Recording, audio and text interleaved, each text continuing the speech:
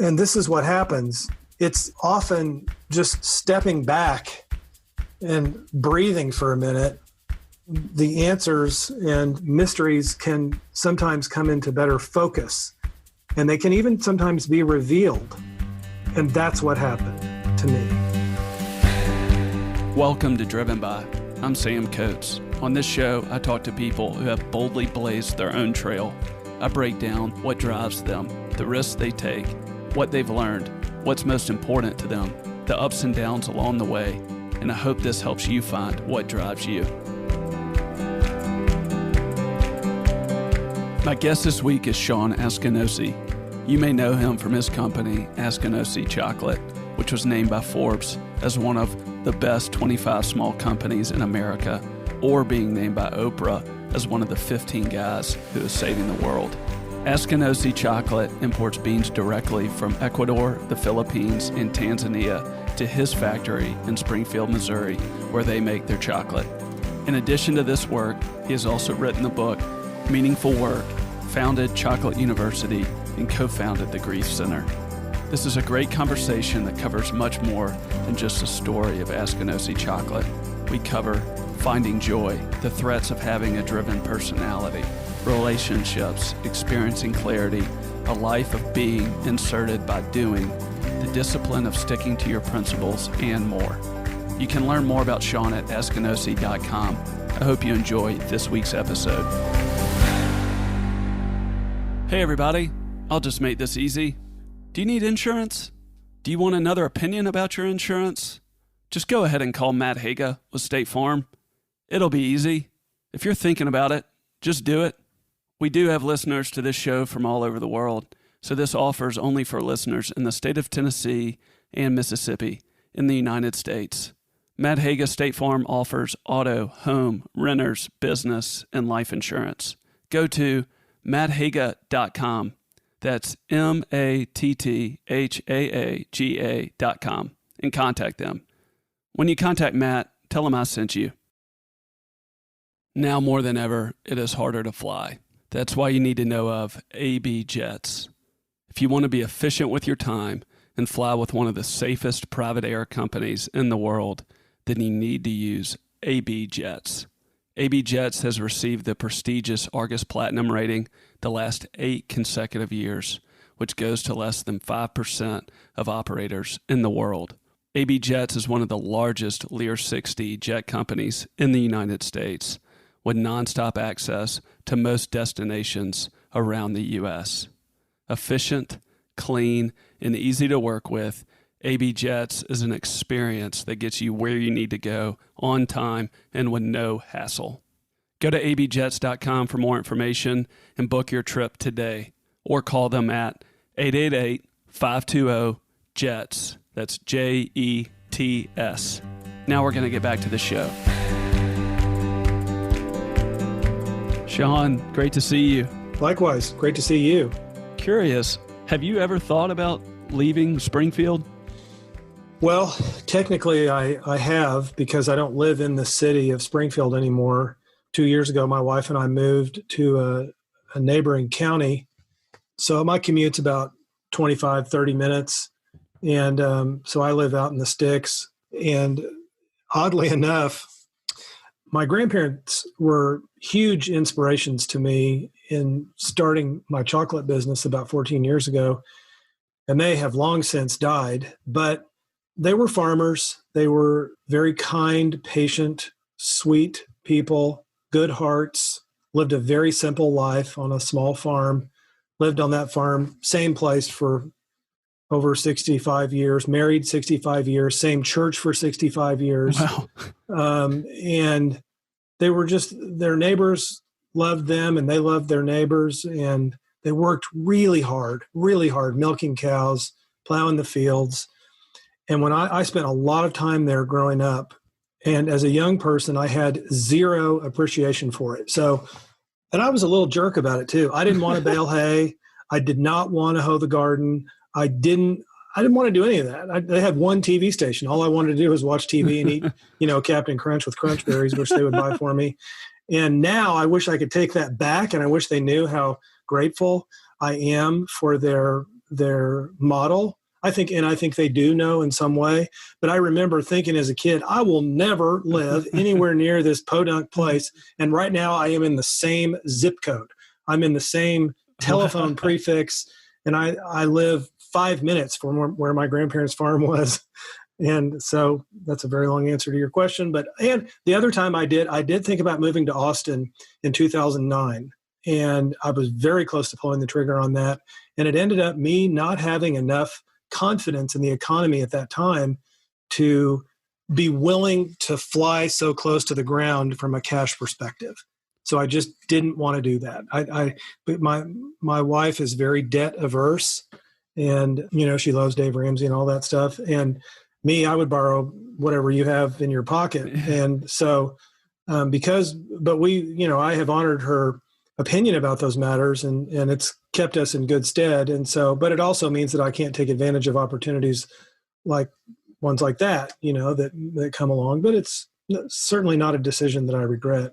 You never know where these conversations go. You touched on something that I noted. So when you say opportunities, because you started your factory in 2005, right? The first chocolate bar was sold in 2007. I went on my first Origin trip in 2005 and started trying to figure it out and buy equipment. Yeah, that took a couple of years. So then a couple of years after that, did somebody come to you? How did that opportunity to Austin come after you had 2 years after selling your first chocolate bar?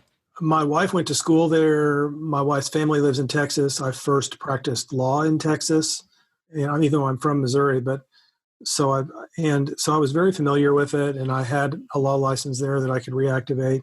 But I just really liked Austin, and during that time, I had what I refer to as line envy.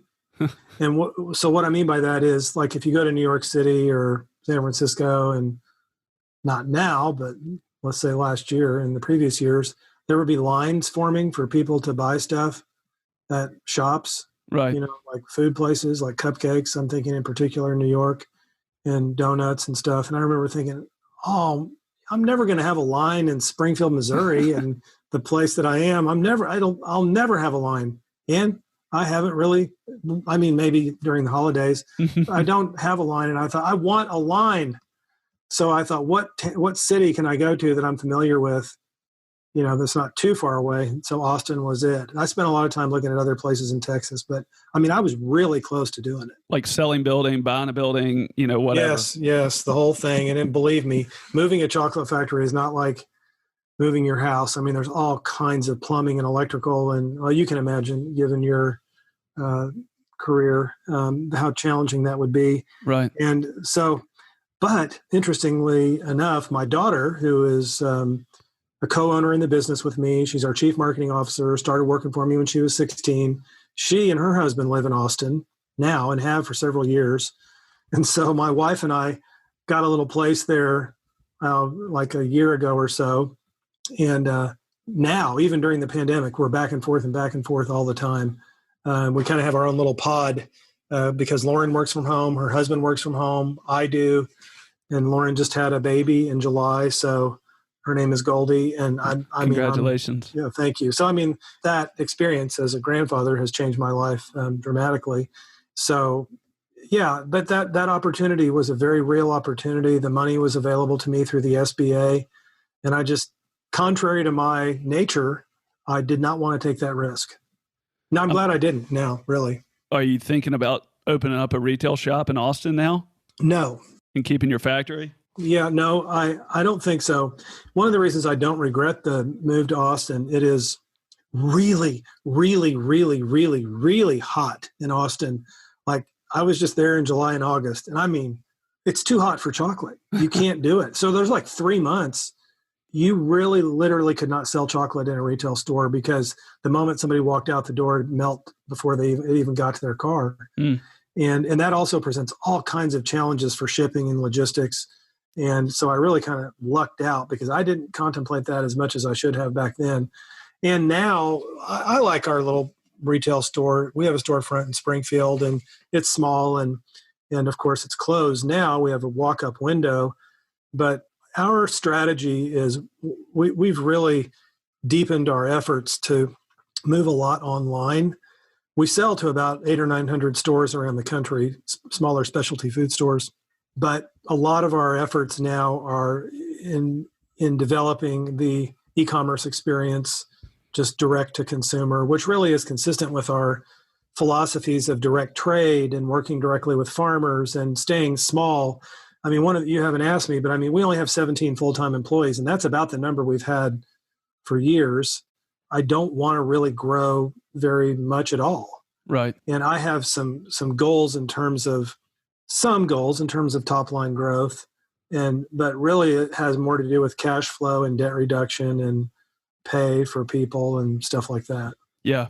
I'm curious about when you were a criminal defense attorney. I know your dad was a Marine, and from what I heard you say on other either interviews or episodes or speeches, that's what you grew up knowing that you wanted to do was, be an attorney. And I know you spent 20 years doing that, but I'm curious, was your heart for philanthropy, for equality, for example, for the chocolate experiential learning program that you have, for the grief center that you co-founded, for the equality and flourishment of the farmers that you work with, did you see dots of that when you were an attorney, or do you feel like that just turned on to a new level after you started your chocolate factory?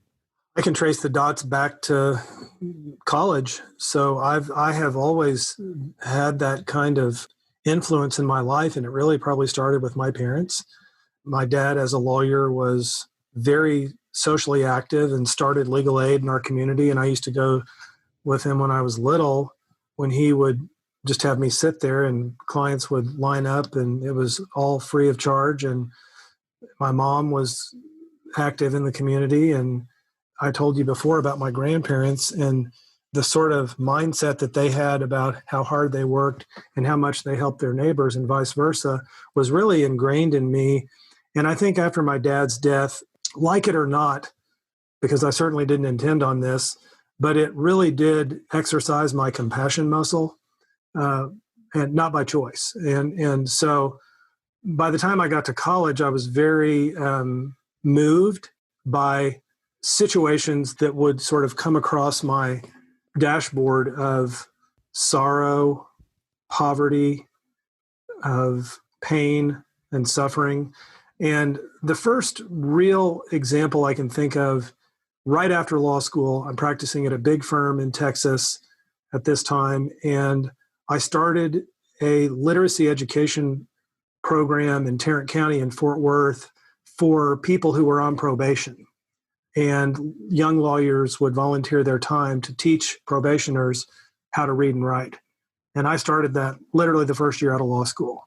So that's consistent with, and of course, during my law career, I did pro bono work and was active, in my community. And so it's just, it's expressed differently now than when I was a lawyer, fighting for justice in those cases. And I also think that in many ways, I've gotten older, and hopefully I've learned to express that part of me in ways that I would not have been able to even comprehend as a younger person. So it's been there, and you've just seen it escalate, or maybe as you've been given more opportunity or more blessing, however you would want to define that, you've just been able to create more momentum with programs and initiatives that you've always cared about. Is that a fair way of saying it? I think it's a fair way of saying it. And I should also hasten to add that it's always been there. It's always been there. And what has changed is, I think, my ability to recognize it. And then not just the ability to recognize it, or another way of putting it would be awareness. Once I have awareness of that part of me, then the next part is action and the willingness to try to do something about it, to try to take some kind of action. But the thing I want to be careful of for your listeners is that's a trap. And the trap is especially for hard driving entrepreneurs, for people who have a social justice, equality mindset. And what I mean is that if we're not careful, we fall into the trap of overwork, and we tell ourselves for years that it's okay, and we justify this overwork because we see that the end result is good. And I think that all of us, and me included, need to be very, very careful about that, because we tend over the years to say, well, I'm the only one who can do this. I guess I better do it. And then before you know it, our health suffers, our relationships suffer. And we still tell ourselves, even then, well, this is a good thing. I'm doing these good things. And it's a much, much greater and more deceptive challenge than if you're doing a bad thing, or if you're doing something that has no inherent virtue to it. You can easily say, oh, well, gosh, that's not good. I guess I better stop. But when it's a good thing, it can destroy you. Right. This feels like, to me, it might be a good place to talk about the monastery. And I know you're a brother in the monastery close to where you live currently. Right. Assumption Abbey. Yeah. Mm-hmm. Assumption Abbey. And you talked about the monk, what's his? Cyprian, Father Cyprian. Yes, sir. Mm-hmm. And I remember you telling that story that when you first came, you brought 20 books with you. And now when you you don't bring any.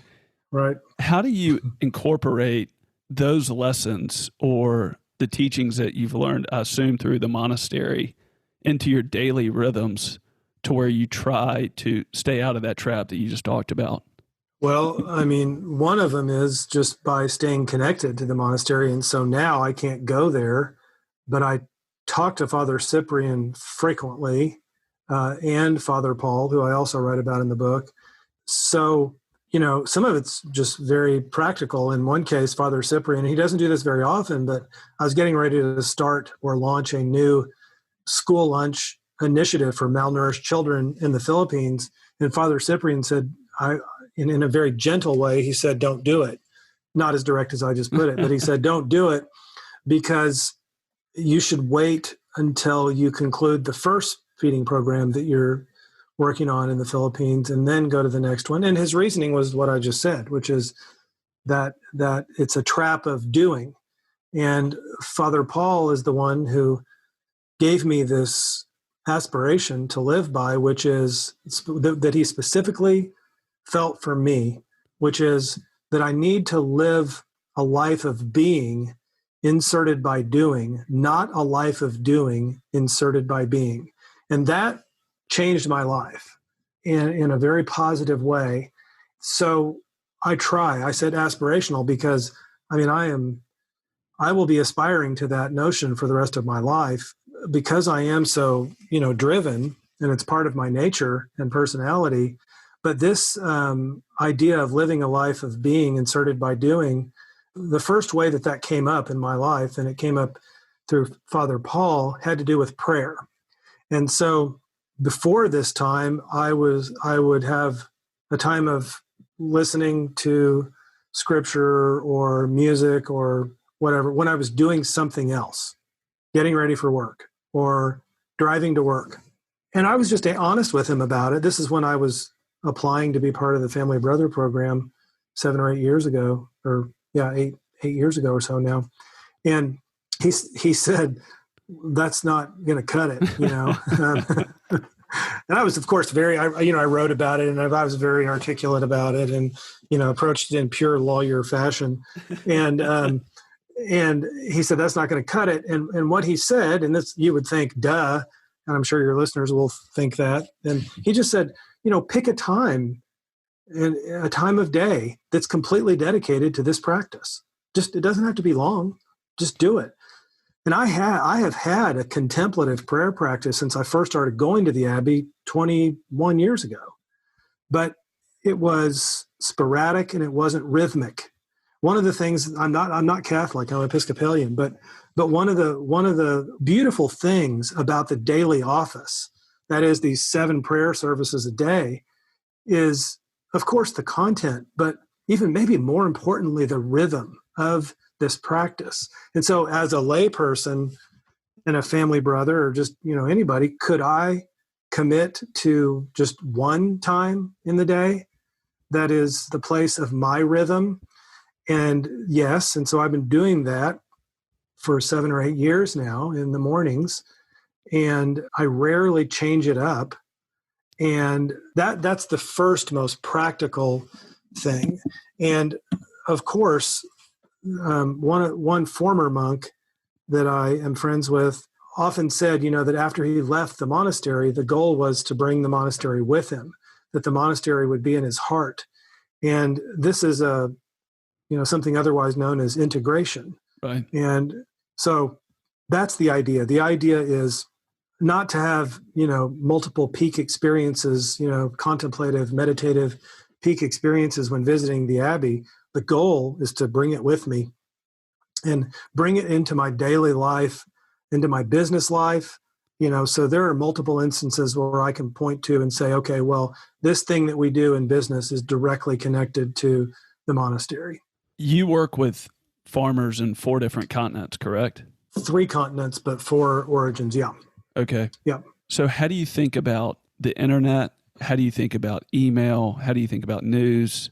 How do you think about text messages? How do you think about correspondence with your farmers that you have a lot of equity with relationally and operationally? How do you handle all the inflows that I've heard you talk somewhat about, but in a practical way on a day-to-day basis? Because I've also heard you talk about the power of solitude when you have clarity and you're alone with your thoughts and you're with God. But I'm curious how you handle the X's and O's of the work you do from a career standpoint when we have so many different inputs of information and requests, et cetera. Well, the first way is what I mentioned earlier, which is how I begin my morning. And that really, I think, sets the tone.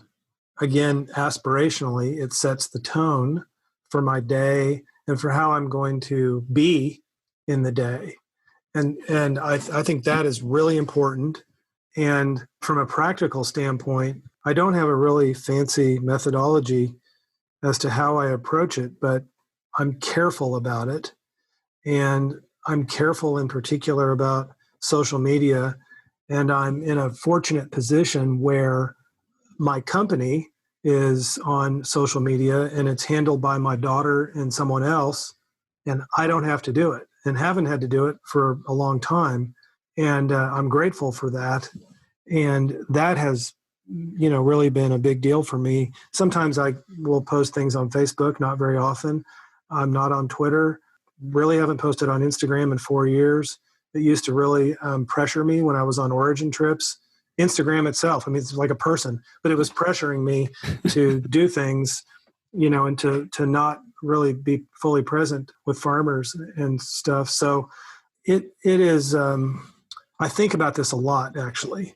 And I think about it actually in the context of the way you asked it, which is this kind of ever-present technology and how that applies to the life and rhythm of a monastery, especially the Trappists, which are cloistered. They're behind a cloister, a wall, essentially. They don't go out like the Jesuits do or the Franciscans do. They stay behind the cloister and pray, 7 times a day and work. So it's a balance of ora et labora, prayer and work. And their work happens to be fruitcakes. And they make enough fruitcakes to survive. And so I think about this question a lot. And so in the context of how I think about it is I think about the future. So how will these ideas of community in a place of solitude and community in quotes, air quotes, in a place of social media, where will there be convergences that are authentic? And then where will there be divergences that are absolutely necessary in order to preserve, let's say, a community like the monastery? And I don't have an answer to it, but I do think about it. And my thought now, and has been for the last couple of years, that this idea of community that is reflected in a place like the Abbey is going to become a counter trend that will not die. It will not go away, despite the fact that it looks like it's dying right now, because my Abbey, for example, there are only, I think, 3 Americans left in the monastery, and they're all in their 70s or 80s. And they gave the 3,000 acres and their fruitcake business in the monastery to a Vietnamese group of monks who have come to live there, and it's been an amazing thing to watch them transition. But I bring this up because this is happening all over the United States in monasteries, and we find that they're growing in Africa and not growing in other places around the world, not in Europe. They are growing in Asia. And so what I think is going to happen is that there will be this death and rebirth of this kind of community.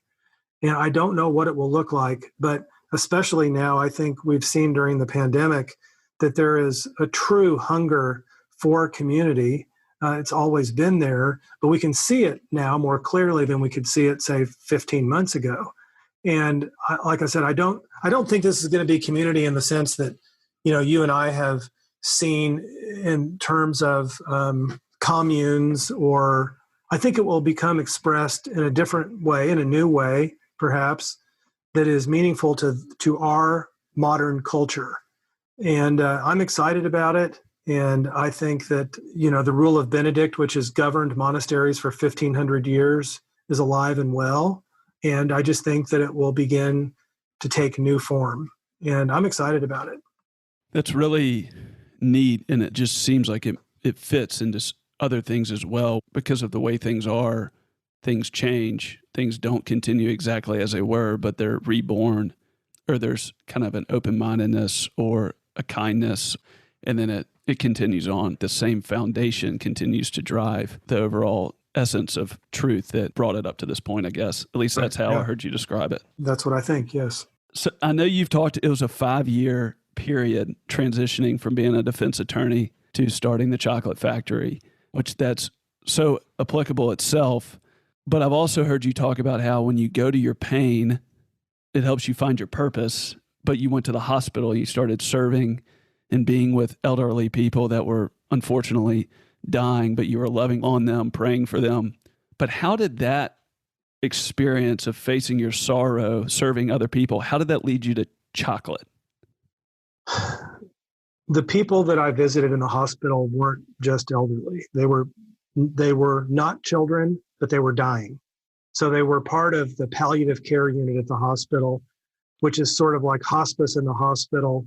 But I didn't very often visit pediatric patients, but they could have been, in their 20s or 30s or 50s or 60s or 80s, but they were in oncology, neurology, cardiology, and just throughout the hospital, but they were essentially in some state of dying. And the reason that connected with me is because my dad died when I was 14 of lung cancer, and it was a terrible thing. And the way the church handled it was really bad, and really, really, really bad. And I was with him when he died, and I didn't think he was going to die. And the church said they would come over and pray for him. And it was very weird, but they would come over and tell me not to talk with my dad about death, because if I did, it would be a sign of doubt and he wouldn't be healed.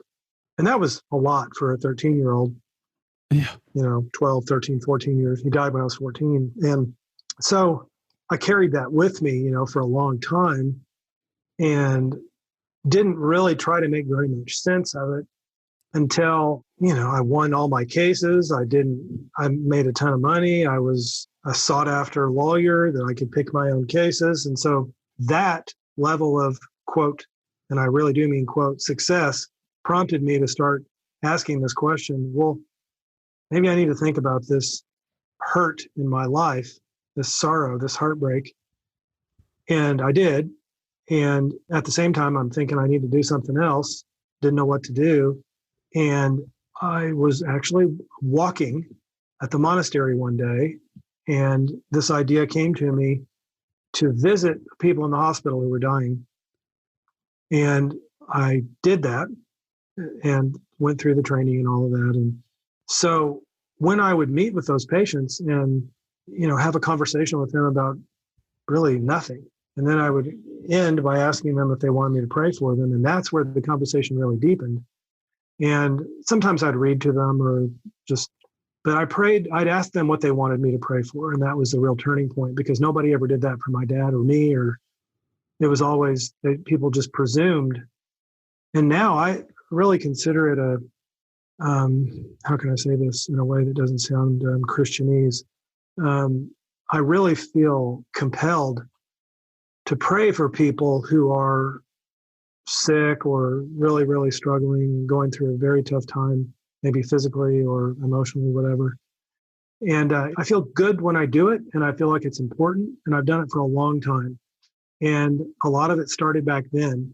And so when I prayed their words back to them, there were some moments when that happened that I didn't think about me. And I had spent up to that point a whole lot of time thinking about me. I still do a lot. And it was a very unusual experience to kind of almost be more present than I can ever recall, just for a matter of seconds.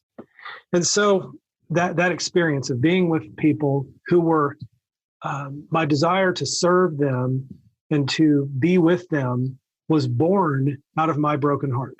Okay. So you can see the connections there. It's my dad's death, my broken heart. Here are some people 25 years later that I can be present with. Just no big deal, just be present with them.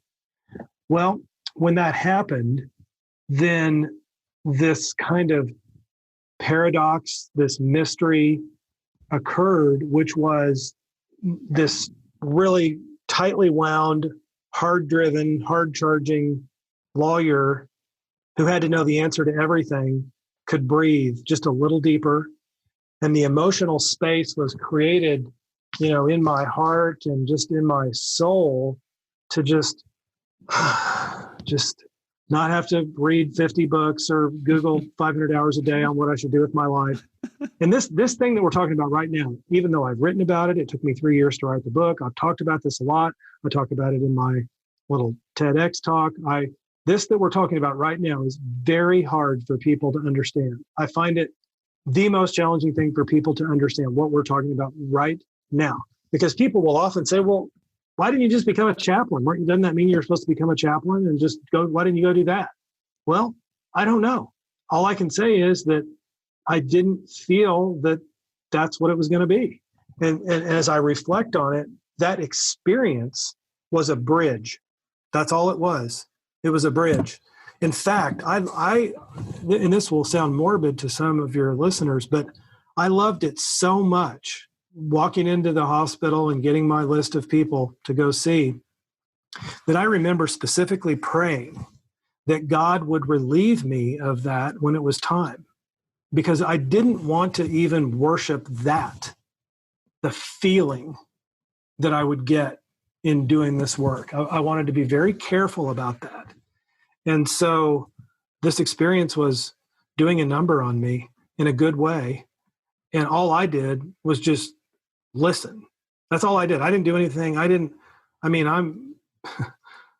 was in many ways, all I did was just get out of the way, which is very unusual for me. And that's it. That's all I did. And this is what happens. It's often just stepping back and breathing for a minute, and the answers and mysteries can sometimes come into better focus, and they can even sometimes be revealed. And that's what happened to me. Hey everybody, we're going to take a quick pause here from the show and hear a word from one of our sponsors. After that, we'll get back to the show. Do you want to make efficient use with your time? Now more than ever, traveling hassle-free is harder to find. AB Jets is one of the safest private air companies in the world, with impeccable service, with nonstop access to most destinations around the USA. AB Jets has received the prestigious Argus Platinum rating the last 8 consecutive years, which goes to less than 5% of operators in the world.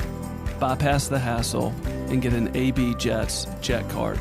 It gets you 10 or 25-hour flight options that makes your experience hassle-free.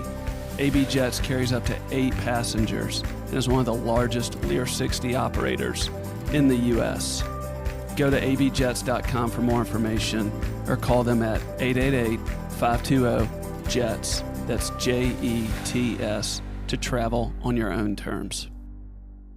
One of the things that I was curious about is it seems like you were, and I know you were mature, maybe mid-40s, whatever that was at that time, but you talked about it, being a 5-year process. And you talked about buying the building before you closed your practice down. Mm-hmm. You've also talked about being kind of a type A or hard charging attorney. How were you able to almost compartmentalize that journey for 5 years? Because that's a long time. And I know I've heard you say this in your TED Talk, 2/3 of people essentially are curious or questioning what they should be doing from a work standpoint. 55% of executives are disengaged. Like this is a question. If you have a real relationship or a real conversation with someone, the statistics verify life experience day in, day out.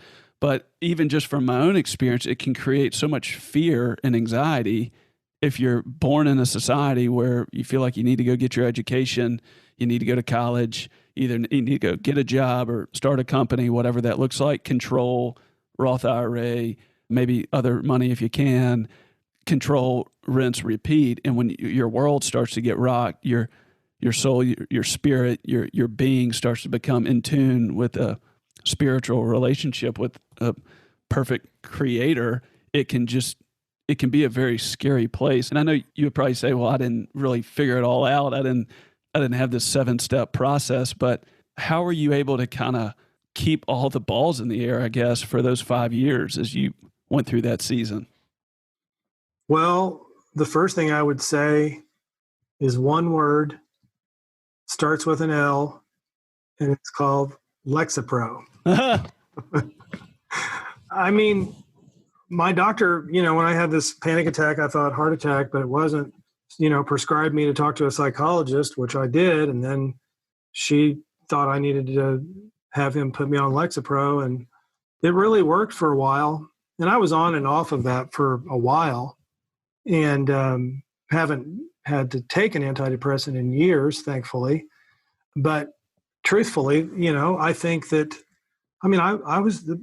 I didn't have it all figured out. You're right. I mean, I did not have a 7-step plan. I was at the beginning of the search. It was fun.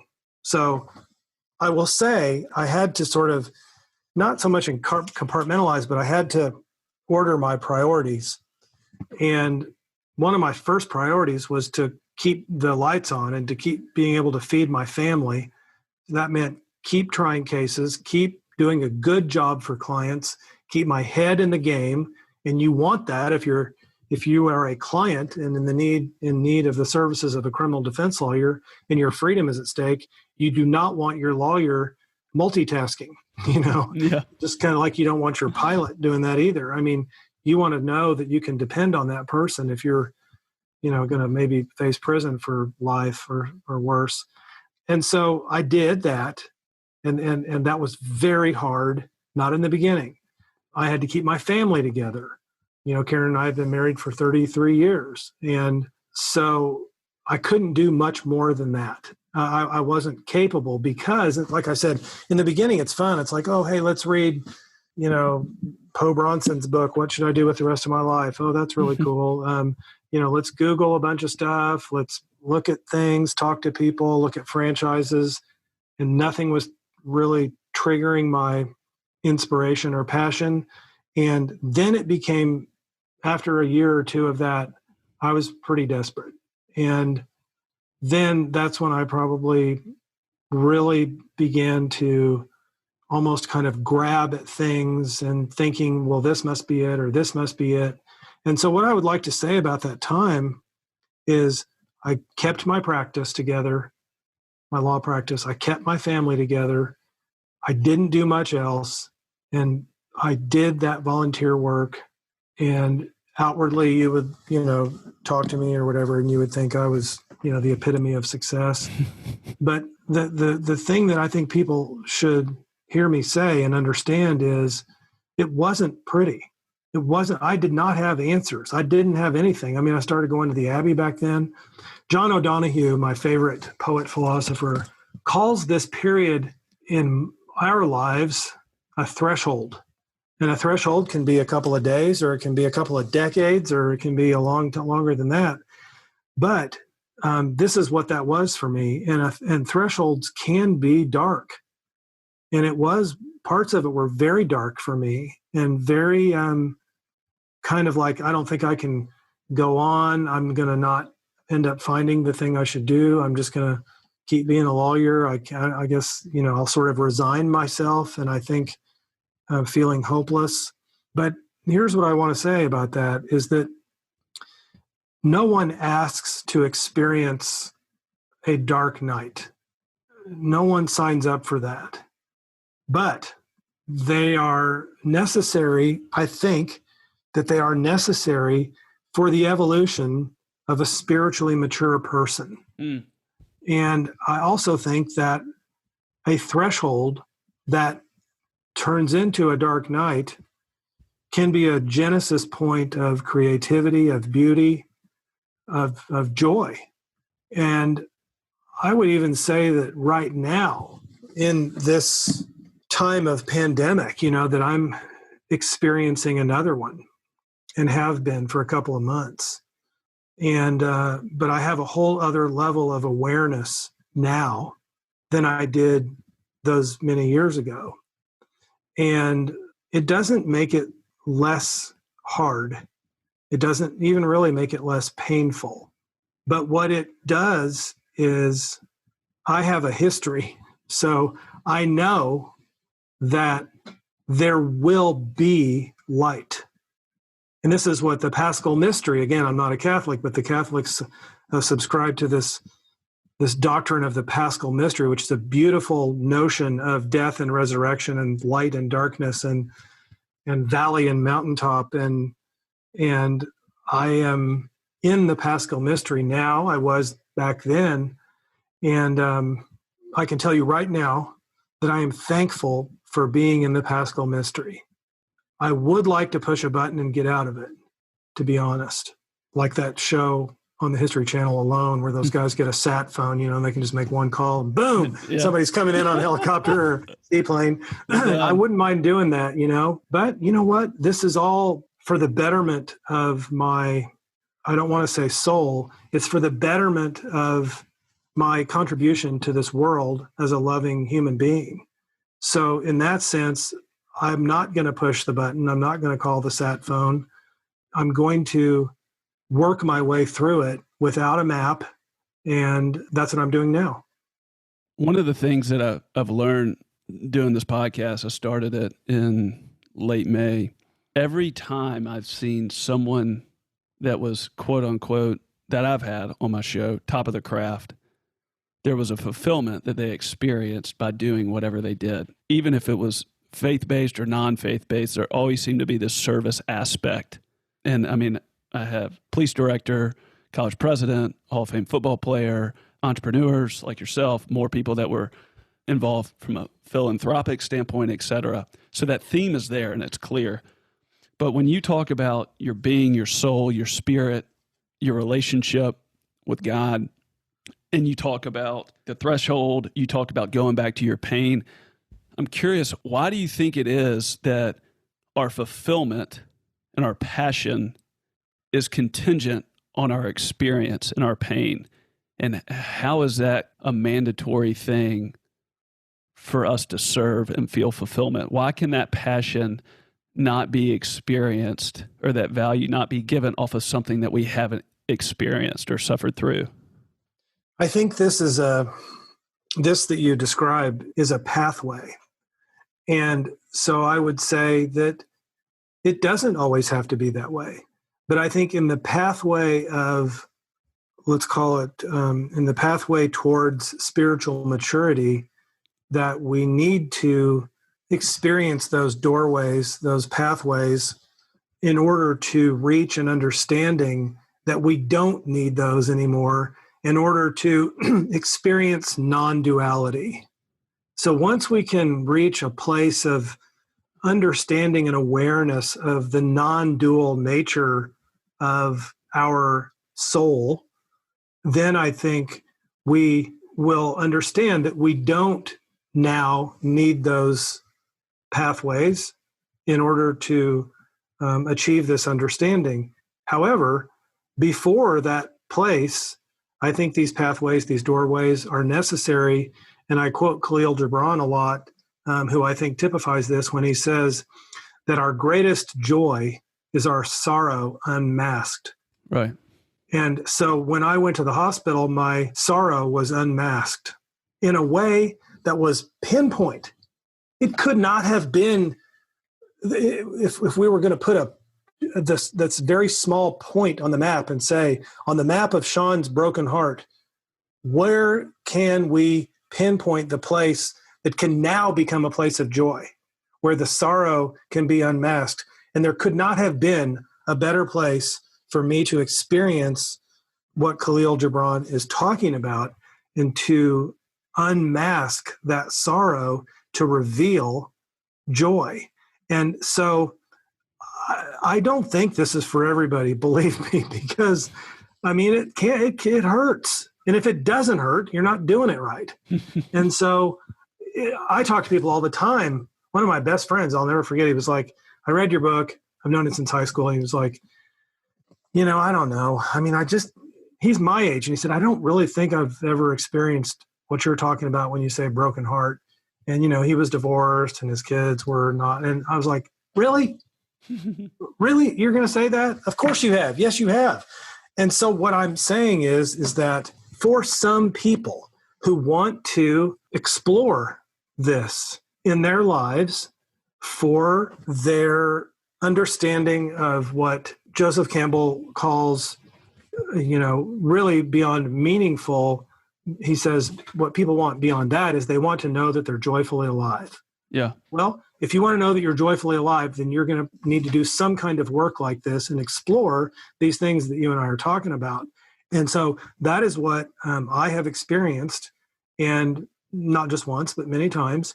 However, I do believe, and I'm not in a place to report back yet, but I hope to one day be able to report back to you that I have reached an understanding, a greater understanding and awareness that, to use your words, I don't need to experience that anymore in order to understand the non-dual nature of joy.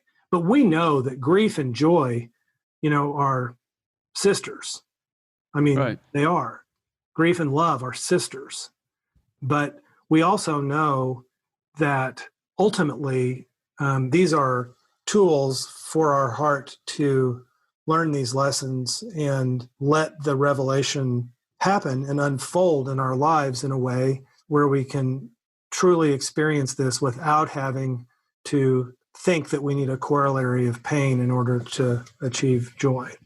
And so I guess what I'm hearing you say in the conclusions I'm drawing off of the different people that you've quoted, if we are truly going to have joy that's connected to our spirit, to our being, to who we are individually, uniquely made in the image of God. And so if we are going to experience the joy to that level, there's no amount of earthly man-made reward that can tap into our being to that degree. And so that's where those two worlds become one. Is that what you're saying?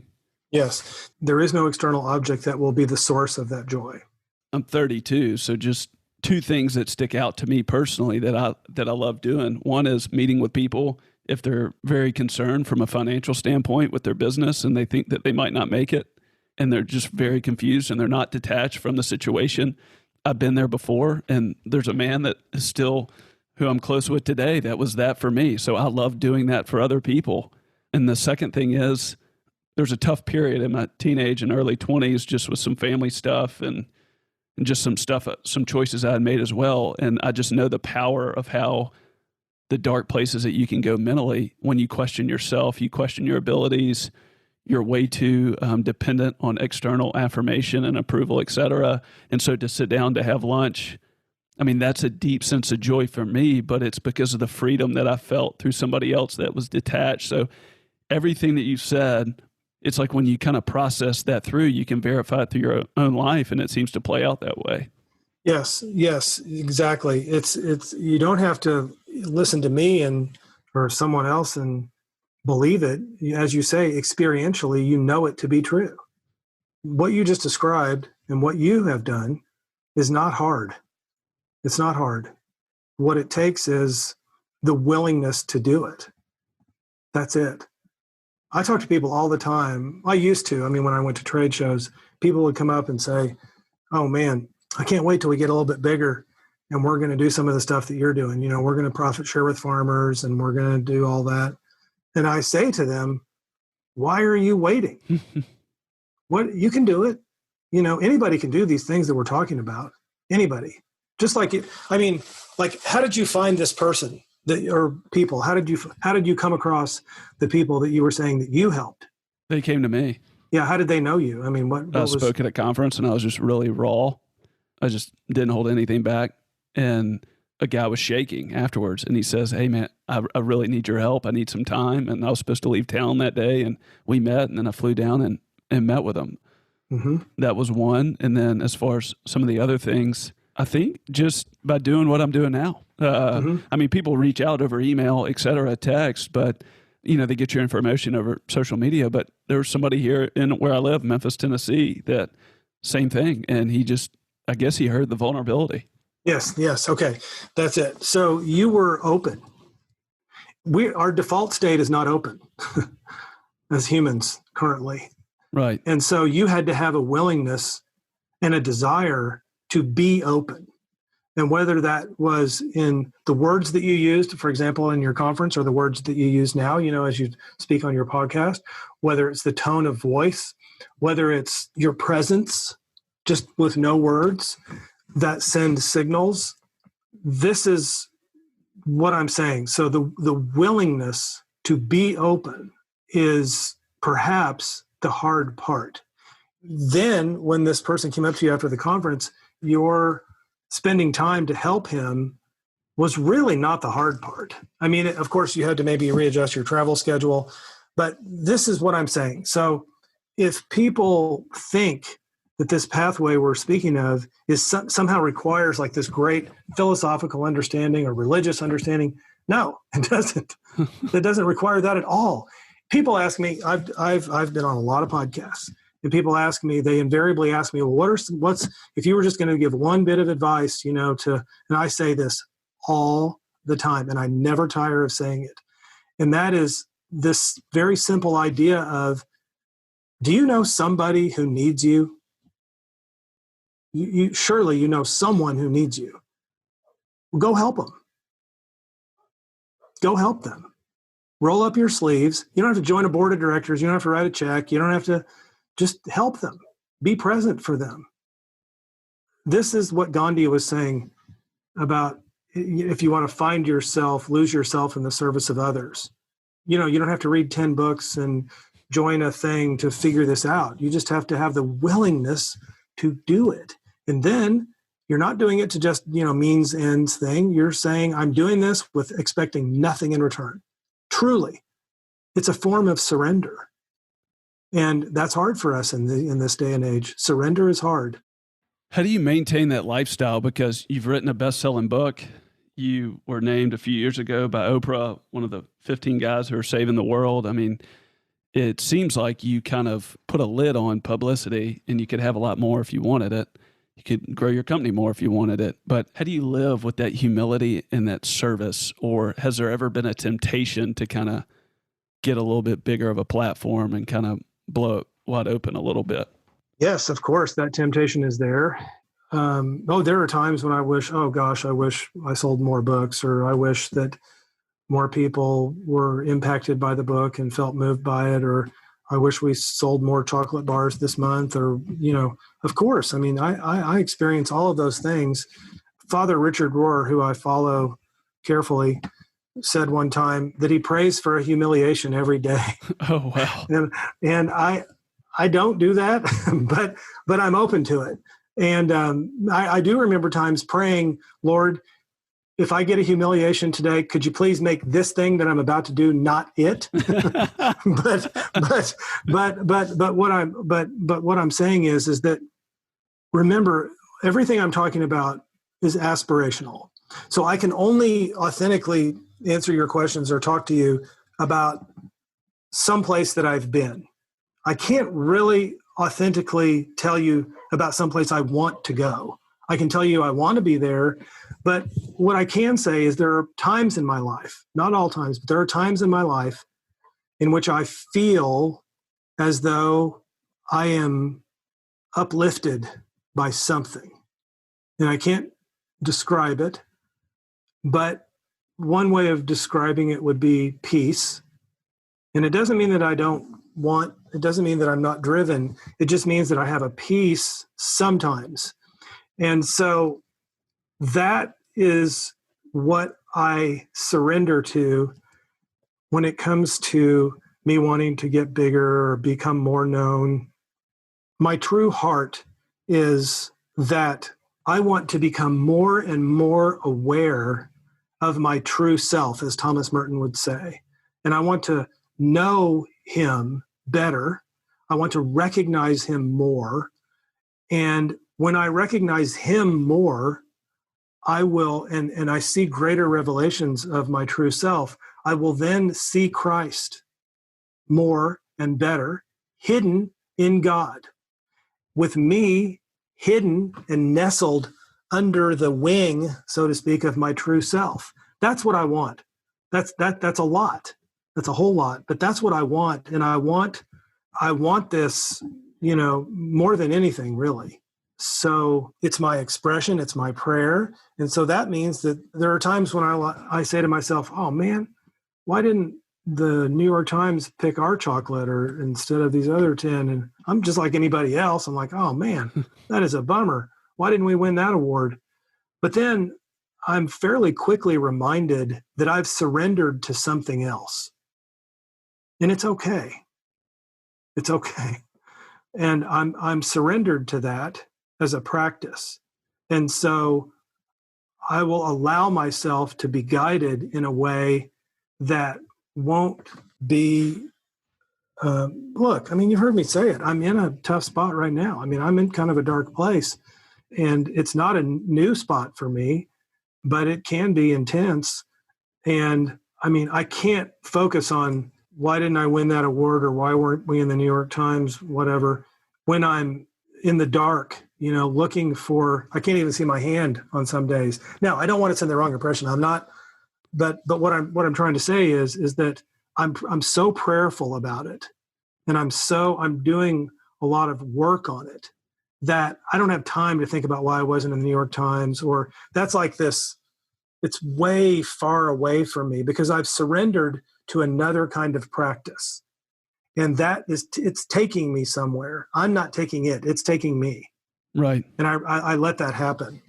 Well, it's what I heard you describe is a pursuit of decreasing humility, God's glory, and submission and surrender. And so I felt like you were very honest the way that you've talked about how to be earlier, telling me, but you kind of got two roads. And if you're going to go the road that you've talked about, the New York Times or whatever, it's just another dopamine hit or another pride hit. And what I feel like I'm hearing you say is there's just no space for that. And when there is space through God's goodness, it just, you keep getting pulled in the right direction, I guess. Right. Yes, exactly. Yes. Through God's goodness, grace. It's grace. I pray for grace, and it's not by something that I can do to be more valuable in the eyes of God. It's grace. And that's why now I don't get tricked into thinking I need to do some other program or, start another social justice initiative in order to be more valuable as a human in the eyes of God. I don't have to do that. I don't have to do that. I've heard you say this, and it resonated deeply, but you've said broken hearts don't fit in with calendar time. I've heard you say that before. Well, that's true. And our broken hearts and our sorrow are not bound by time and space. So when, for example, we talk about something that happened in the past, that is the source of our sorrow, what is the past? I mean, what is that? I mean, we could talk about it. Is it a year? Yes, it could be a year, and it's maybe a period of years in time, but your body and your soul don't really know that. In other words, your soul thinks that it was 2 seconds ago. I just don't believe that these things that happen to us, these objective external things that happen to us and that we experience, that in some cases can be truly sorrowful, I think that they're right there. They're literally not bound by any kind of calendar or time or space, and they're accessible to us because they're part of our body. They're part of our mind, body, and soul. What got me thinking about this is like last night, for example, I got together with somebody that I used to do some business with, and we got together for a couple hours, and we had no business responsibilities to talk about. It was all about him and me, and we connected, etc. But when you're working together with someone, it seems to be very complicated when you try to express and have an interest in the genuine interest of that human being, but then also have things that you're at least trying to accomplish and et cetera. And I'm curious, when you start something and you know that that organization or that entity needs to produce to some degree at a certain level for it to be successful and for it to have the impact that you want, how do you lead and work with people while also knowing at the end of the day, it's not just about business. It's not just about money, and the people that are involved, the people that have responsibilities that report to you have broken hearts too that don't fit calendar time. So from a relationship standpoint, how do you approach that?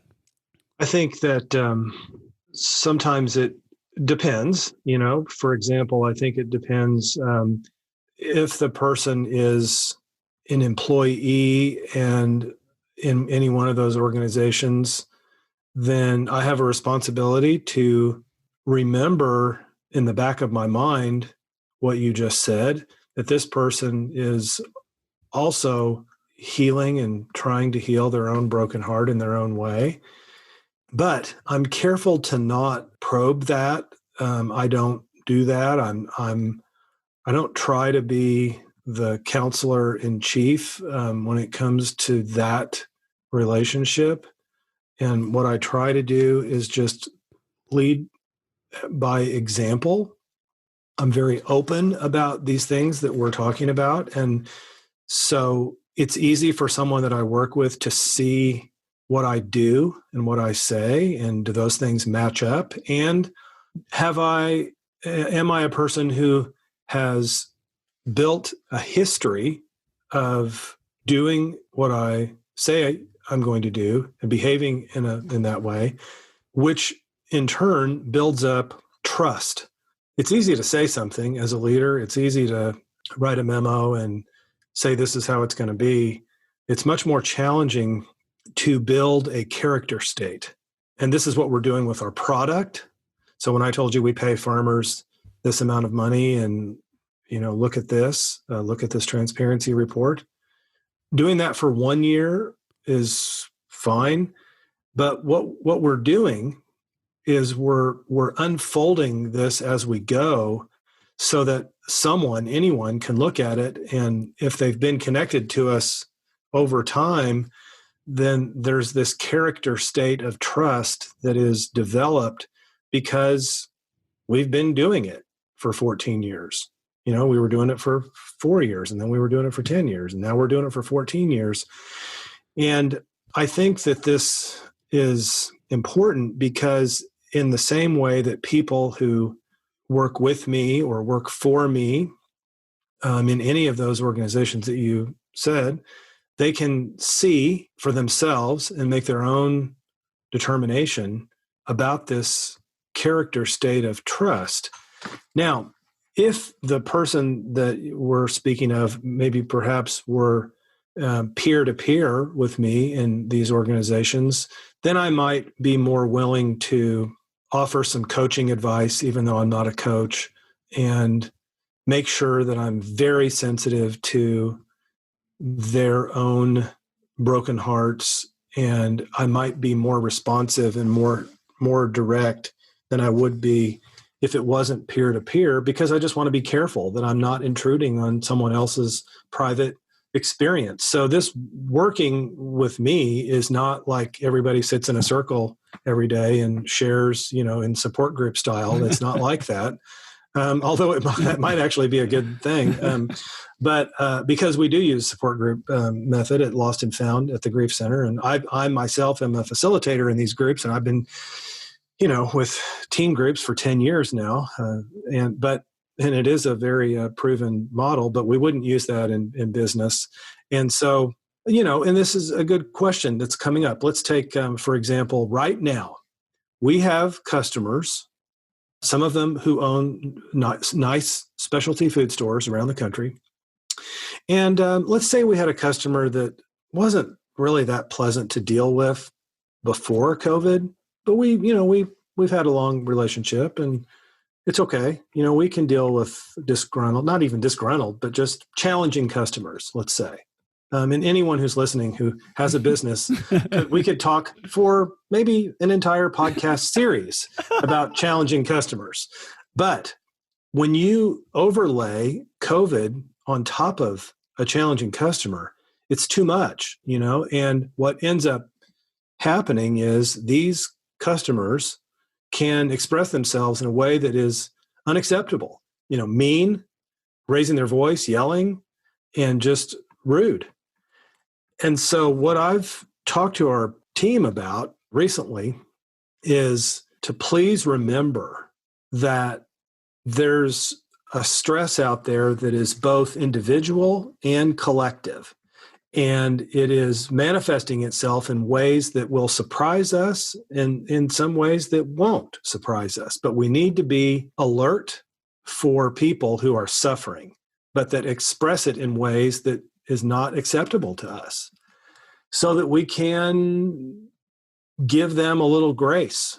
My brother calls it bumper room, but which is a nice way of putting it, but it's grace. So that's another way of answering your question, because if we can be super mindful, hyper mindful of the sort of undercurrent of everything right now, on top of people's already pre-existing heartbroken condition, then we must be members of the body that will be ready to receive these, not pleasant customers, for example.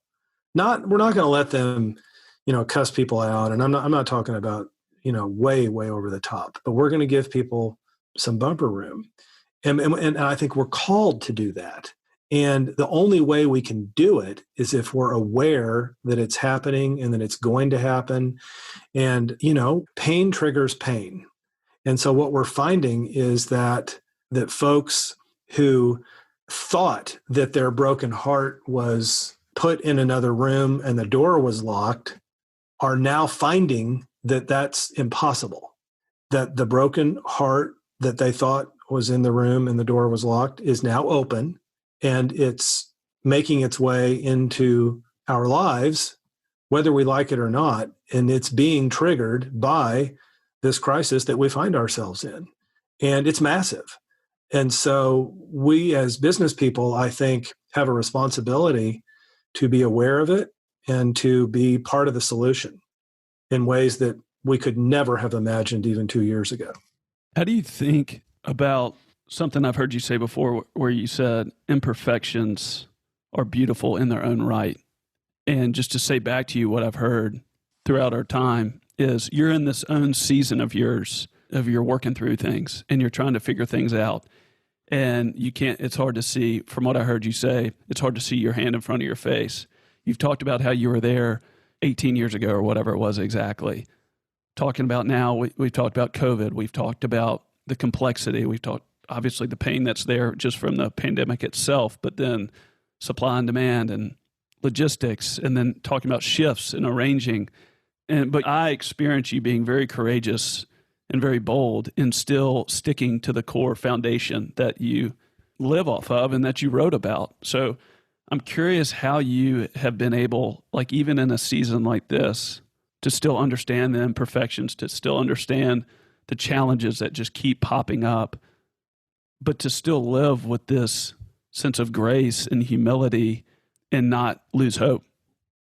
The design principle, wabi-sabi, is one of imperfection. And it's, of course, wabi-sabi is Japanese, and the Japanese have an entire art form built around this, as do many Native American cultures.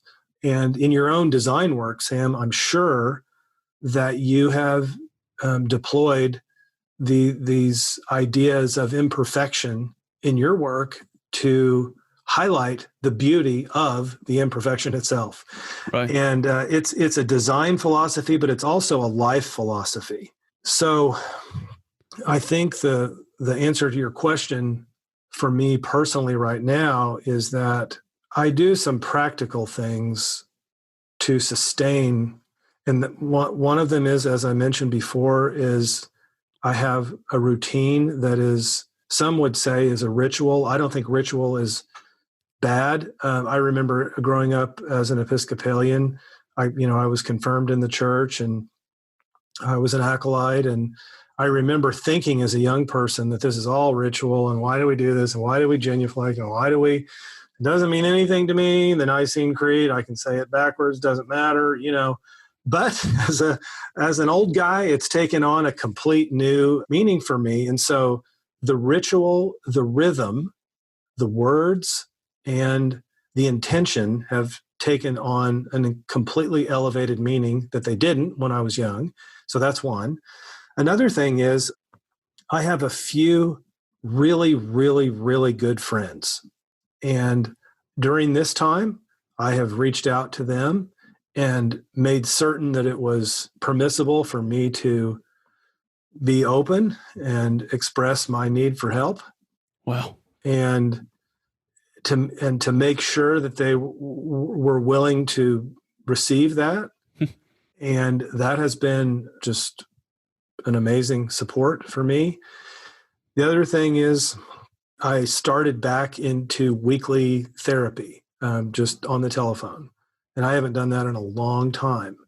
And I've been doing that now for about 12 weeks.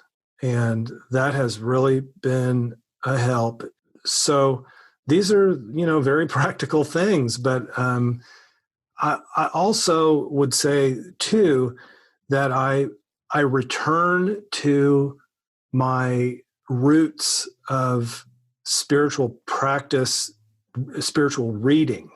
So, for example, one of the most challenging books that I've ever read in my path is called The Joy of Full Surrender by Jean-Pierre de Caussade. It's a skinny little book translated from French to English. He was a monk in the 18th century. And the entire book really is about surrender. Every other sentence is really challenging. I mean, this is not an appetizer. I mean, this is a full-on, steak that you've really got to work at. And it's hard, and it's sometimes unpleasant. But for whatever reason, the words in this book have been a comfort to me, and as is a lot of Thomas Merton. A lot of Thomas Merton is a place of refuge for me. The Sign of Jonas is I would put that, or Conjectures of a Guilty Bystander, and New Seeds of Contemplation. These are places of comfort for me, and I recognize that the words can have a balming quality about them. And as I would say, John O'Donohue, I would put him in that category, poet, philosopher John O'Donohue, who died in 2008. And Walking in Wonder is a great book, and as are all of his books. But I read them not so much now for insight, because I've read them so many times. I read them because they will operate as kind of like a blanket for me. They will warm me just by reading them and be comforting to me. And yes, it's true that in all of those authors that I just mentioned, I do see new things each time I read it. I'm also spending a lot of time recently in the book of John, which I've read many times. But again, it's, of course, the veil can be lifted for us, I believe, by any work of beauty, art, literature, music, or just everyday life. And so these are the things that I would say are in my safe harbor. I'm in a therapy group that meets every week, and it's with 6, 7 other men. We've been doing it for about 5 years with a licensed therapist. And Hmm. the most impactful thing that I've experienced, like in this life through other people, is meeting with people every week in their 40s, 50s, 60s, and 70s, that where their life looks differently in their own way. Some people work with the church. Some people are business people. Some people work for other companies. And the level of money, the level of everything is different. But nobody is going through without things that are hurting, without things that they're wrestling with, without things that they've recovered from, without things that, that's the way it is. And hearing you flesh that out, that's the self-help, if there is. And there's no other way that I believe to get through it than to look for truth, and then to also be encouraged and inspired by people that have been courageous and honest like yourself that talk about it. And when you're in the valley and you hear someone else talk about when they were in the valley, that means more than any other inspirational rah-rah speech ever, just to keep going and keep, like you said earlier, during that 5-year period, try to get through the day, take care of your family, and repeat. And then, but then it's going to mean something to somebody else. We're coming full circle and didn't even try to do that. So thank you for just being so honest. It was beautiful. Sure. This is our calling. This is where we recognize that we are one.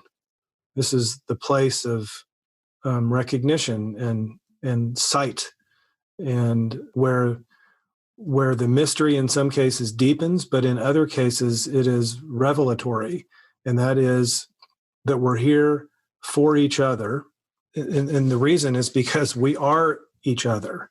And we can find ways to express it, and we can also be forced into that expression. And I think, whether we're going to wrestle and resist is a choice. And for me, my prayer is that I will let go, and as Jean-Pierre de Caussade would say, that I would surrender. I even try to image myself in surrender. A lot of people think, especially business people, think surrender, oh, that's weak, that's bad. Who wants to give up? Who wants to? Well, I've let that go a long time ago, because that's my hope, and so I image myself, like this, not at church like this, because I'm an Episcopalian, we don't do that, but I image myself like this, where I'm, what was his name in Titanic? Leonardo DiCaprio, when he was drowning at the end. That's kind of how I see myself, and I pray that I can be in this posture of just let me go, and let it happen to me, and trust that my soul was created to know what to do. Not me, not my mind, but my soul, as created by God, is pre-programmed to know what to do. I just need to get out of the way. And so that is my daily prayer, truly. But even with the surrender, and even with the reality of the way that you've shared just now, how do you think about the things for the future, that where there's I would argue, a good hope, or there's a goodness to plans, maybe not with things rolling out exactly the way that plan goes, but the wisdom that you have, or the creativity that you have, or the ability to have a vision, et cetera. So in a season like now through this, is there anything in particular that you're thinking about for the next 10 years from either a life standpoint, from a philanthropy standpoint, and from a business standpoint, where you kind of know where the North Star is? Well, sure. We are very deeply involved in the village in Tanzania where we buy beans, and we opened a preschool in January that we built, and the farmers themselves are managing. And so I'm working a lot on that. And I definitely, am listening to farmers about how they would like it to be over the next 10 years. And many of our organizations contemplate what I call in the book vision of greatness. And I think those are important the longer out that we can go with those, I think the more productive they can be. And so it's essentially a narrative story. You know, it's not a strategic plan with bullet points. That comes later. But first comes the story.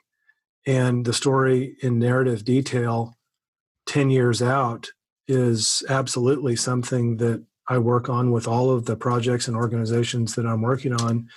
And I will say that there is some wisdom in continuing to dream the story now, but I also think there's some benefit to, on the other hand, at the same time, recognize that, you know, we're in a foxhole and we have incoming and we need to, we need to just, stay alive and find a place to get our food and go to the bathroom and just get through it. But I also think it can be a time of beautiful and great creativity. And so that's what we're doing. For me personally, I have things that I want to do, but recall, that I want to live a life of being inserted by doing and not a life of doing inserted by being. And so if that's true, then I need to be very, very careful and on guard about making sure that I can establish my default position of being as primary and doing as secondary. So we're in a trap on this planet of sort of thinking by the condition of our culture that we have to be doing in order to survive. And it's true. We have certain things we need to do to get through the day and provide and have sustenance. And of course, but I want to be part of getting out of this trap. Part of it is, and this is another thing I write about in the book, and I think the title of the chapter is How Much is Enough? Yeah. And this has to do with something that came straight out of the Rule of Benedict and my time at the Abbey, and really monasteries around the world, and not just Christian monasteries, I might add, Buddhist monasteries as well. But the question is really based on what is known as the sufficiency economy. And this very simple question for those communities is, what do we need? That is the foundation upon which they base their, quote, business plans, which is, how many fruitcakes do we need to make in order to be sufficient? And the way that businesses would ask that question is, how much sales is enough? Not for the next 10 years, but how much is enough for next year and the next year? How many Instagram likes is enough? These are questions that are obviously moving targets. But if we can just ask the question, then we are being pointed in the right direction. And so I think these things are very important for us to discuss as businesses and organizations, and how much is enough. And it can really help us because we'll know when we're there. And we'll know that, as the monks, I think, very clearly provide an example of what is primary, and what is secondary. So that's kind of where I am right now. I'm not sure I answered your question. For me, I have new projects that I'm working on related to grief that I'm working on. And the chocolate factory is going good. We don't have big plans to grow it. I don't have an investment partner. I don't want one. And I don't have very much debt at all on it. But, I do have some things. I would like to own some sheep. Why? I don't know. I don't know how to take care of sheep, but I'm very interested in it. And I've been researching sheep for the last 5 years. Can they live in Missouri? Yeah, absolutely, man. They sure can. And I have 43 acres. I'm looking at it right now. And a stream. And yes, exactly. And a spring-fed creek. So, it'd be great. I only have one obstacle, and that is my wife says no. And so even though she was a labor and delivery nurse, I'm like, come on, you can help me deliver little baby lambs. She said, no, I don't think so, because I know exactly what's going to happen. When you're in the Amazon or wherever else you're going to go, I'll be over here taking care of the sheep. Yeah. So anyway, but I think hopefully we'll come to a compromise. And I saw a video on Oprah, oh gosh, it's been probably 5 or 6, maybe more years ago, and made by the same couple that released a movie this last year called Big Little Farm. And the sheep are on that video, but they did a short video, like a 10-minute video with these sheep, like I said, years ago.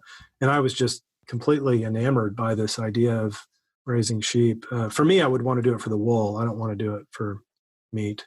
Yeah. But I've got a bloodhound dog if you need to borrow him at some point to help you find anything on your 40 acres. That's good. You mean a bloodhound like Best in Show, that kind of bloodhound? Yeah. Oh my gosh. Oh, that is awesome. And then my dad just got one. He's 1 year old. So now we have two. So we're starting our own like search and rescue unit here. Oh, that's awesome. I love it. I love it. And of course in Tennessee, right? So Memphis. That's where it's going to happen. That's awesome. Yeah. So anyway, that's probably a very, very long way to not directly answer your question, but it's hard for type A's. But I do believe that Psalm 46:10, be still and know that I am God, is one that we could use a little more of. And me included. So that's kind of where I am. That is great. Such an encouragement and such a real life testimony about surrender and being there before rebirth and then just the process of it. It's so countercultural. Thank you, Shawn, so much. Such a privilege to be with you. Thank you. Well, thank you, Sam. For more information, go to drivenbypodcast.com and subscribe to our weekly email list. Check out my show on Twitter, Instagram, and all other platforms at Sam P. Coates.